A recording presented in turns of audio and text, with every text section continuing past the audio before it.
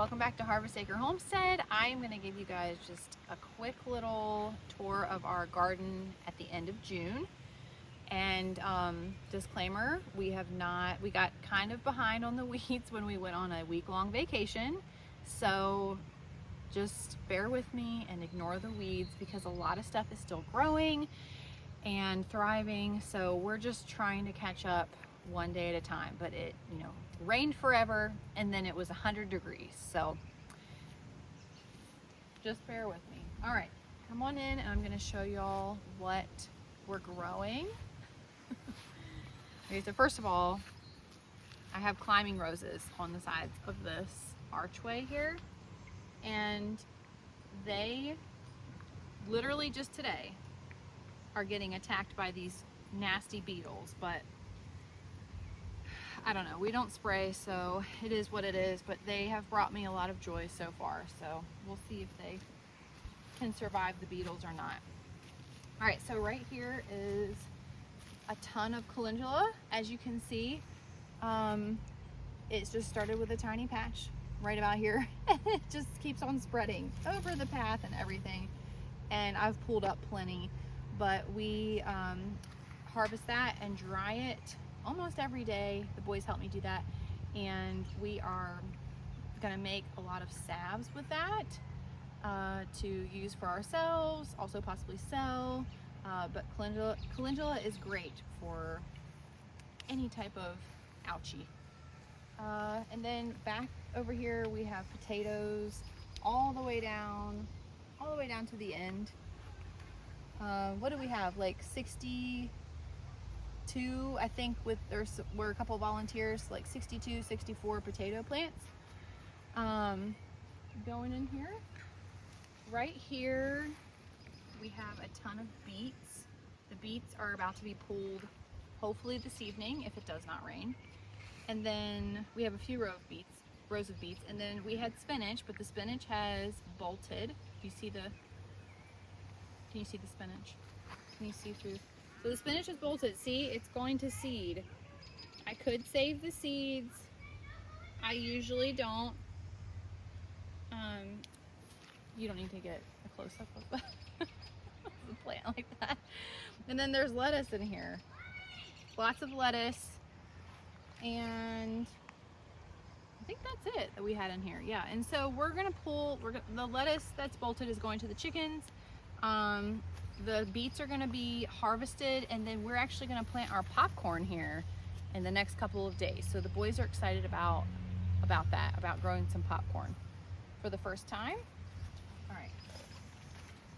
And then down here, this is probably the worst part of the garden, I would say. But one of my favorite things to grow, because they're so delicious out of the garden and they store so well, is our carrots. And there are two long rows of carrots. You can honestly hardly, can you see them? See the carrots? All right, we don't need a close-up of that.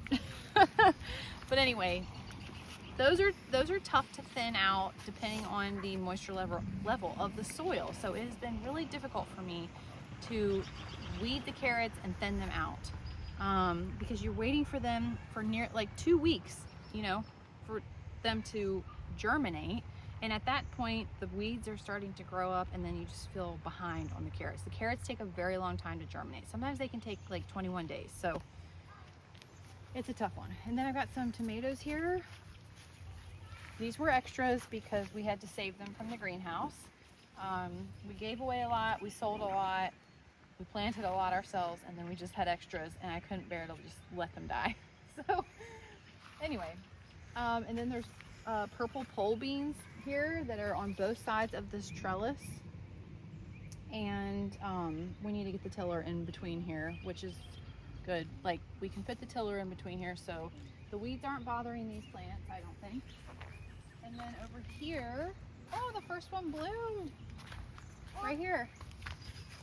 Right down here is, you can get a close-up of that because it's beautiful, is the first nasturtium. So all of these are, this is nasturtium.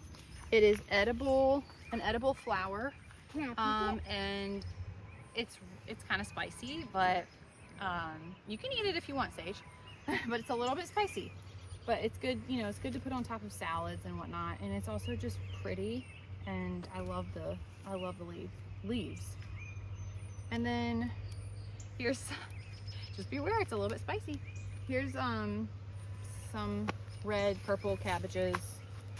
They're not covered, so who knows if they're gonna survive. Too spicy? Go get some water. Ah! Go get some water. Go, go. You're shaking. Some cosmos coming up, some random broccoli. We don't go big on the broccoli. Like, we just buy frozen broccoli from Costco every once in a while. It's not something that we eat a ton of, so we'll probably not even freeze this or anything, and we'll just, you know, eat it right out of the garden when it's ready. Purple pole beans on this side, and then down here is kind of like my medicinal herb corner.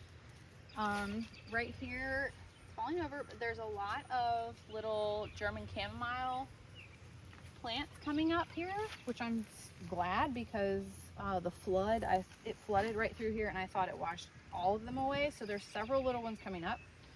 And then this is yarrow right here.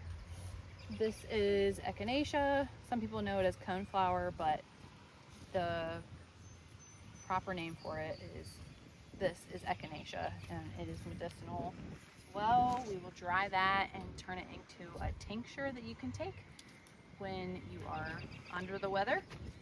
And then there is comfrey from my friend and neighbor that I transplanted over here. There is feverfew back there. And there's sage right here.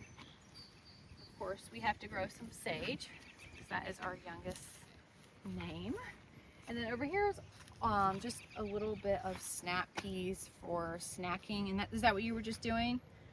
Yeah, it's just for the boys to come in and snack off of. Right here we have 24 golden acre cabbages. I've grown those and the Brunswick cabbages different years, and so most of these are looking all right. I have to cover them right away, or else they really would just be eaten up. So far so good, I think, but there's probably some pests that have snuck in there.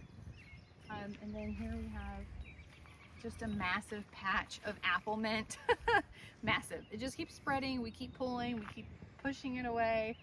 It just, you know, it keeps on coming. So we make lots of tea with this.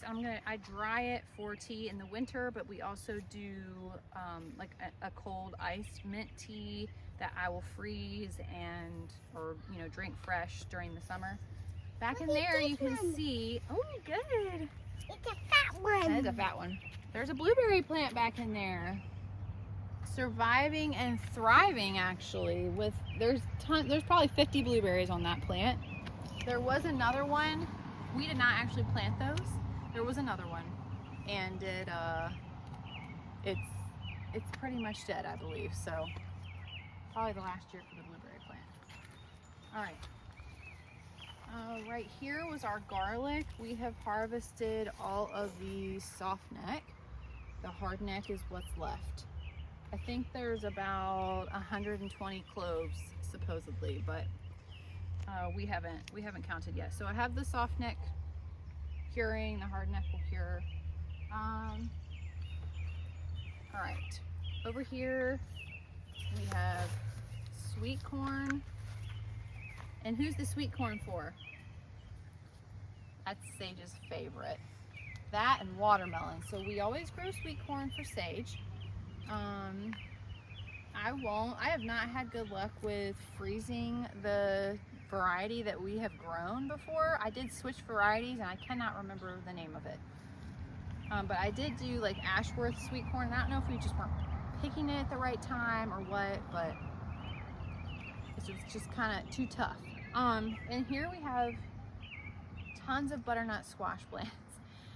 The goal for this year is storage crops. So we're actually kind of not renovating, but doing things to a room that's in our basement that's unfinished so that it is somewhat fit to store on shelves in crates our potatoes, our onions, our butternut squashes. So in hopes that they, store through the winter into the spring, and we can eat from that supply during those months. So there's loads of butternut squashes. And then this is Connor's Cosmo patch.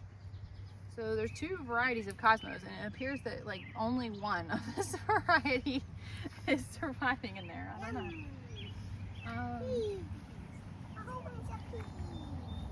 Over here there's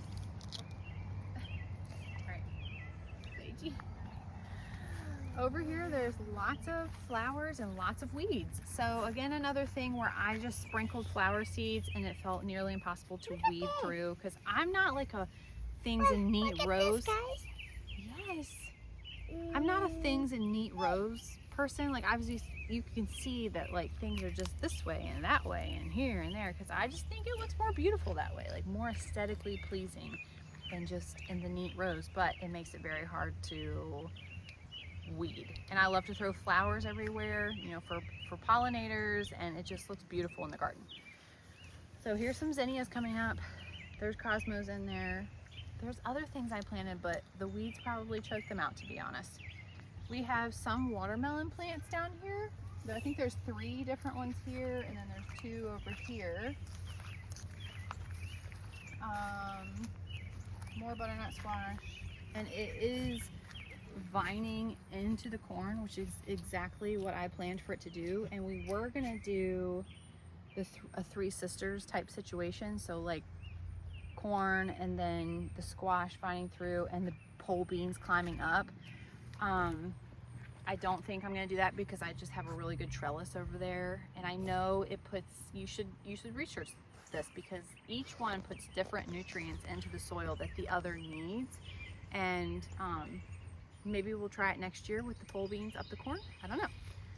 Here's some zucchini and squash plants. Brad and I are pretty much the only ones who like the zucchini and squash. The boys haven't been big fans, so I do not plant a lot of that for that reason. I will tend to shred some zucchini and save for zucchini bread, but not a lot. Okay, and then here we have a couple pepper plants. Again, things that we were trying to save from the greenhouse. More tomato plants, and these all look like Amish paste tomato plants, which that will be good to have extra for our sauces. Peppers, and then down here, as you can see, this whole trellis to there is tomatoes. And we have several different varieties. We have some cherries, we have some slicers, and we have some Amish paste for our sauces. And then we have cucumbers, and the cucumbers are not doing that great this year. As you can see, they just don't look great. We have harvested several cucumbers already for eating, but I'm not making pickles this year. I made so many last year that I don't need to make pickles. Plus, we actually really prefer refrigerator pickles because they're crunchy. I'm okay with buying those here and there and just having our pickles that I canned last year for this whole next year. So this, these will be good for just making cucumber salad and just eating fresh for snacks. And then let's see, over here we have more peppers, lots more peppers. And this entire trellis going down behind here, and you see back there, is so good. Is tomatoes.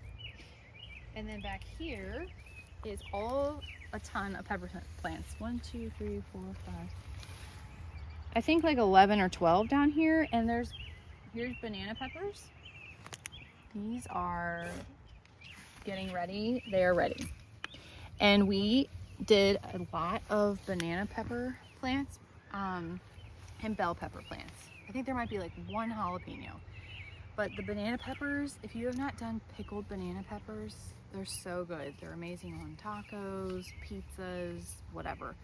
And so that's a focus of the peppers. And then the bell peppers, I just slice those up, chop them up, and freeze them for fajitas, for putting in, with eggs, soups, anything.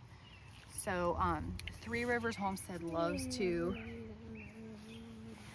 Three Rivers Homestead loves to call the pepper plants money plants, and I totally agree, because you know, you pay like $1 or more per bell pepper when you go to the grocery store and get one. So these plants cost us next to nothing to grow. So definitely recommend growing peppers. Back here was our strawberry patch. It's done, but it was so good this year. It was so good. We got tons of gallon freezer bags full of strawberries that we are going to make jam with at some point, right, Sage? Yeah. We haven't gotten to it yet, so it's a good thing we can just freeze.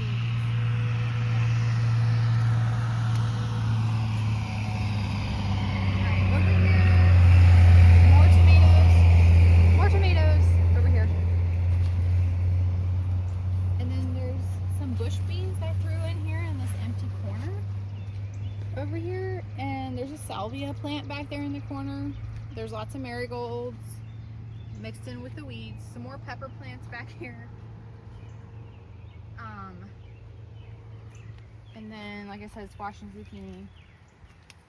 And we pulled up, all of our onions were here, but we have harvested that and now it's just weeds. So we need to get through here and get the weeds out, and I don't know what we're gonna put here. I haven't decided yet. Oh, and we had radishes too, and we harvested all of those. I think those are the only things that we have totally harvested, right? The onions and the radishes and the soft neck garlic. And then, so we'll definitely put stuff in its place.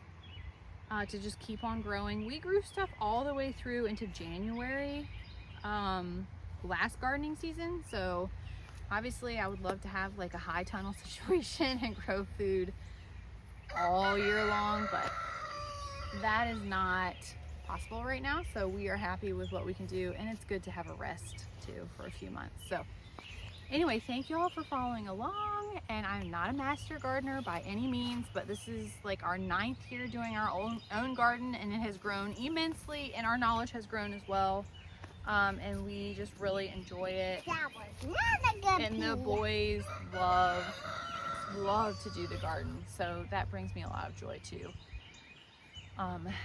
While I'm, you know, pulling the weeds and whatnot, I think about that. Anyway, thank you for joining along, and we will see you all in the next video.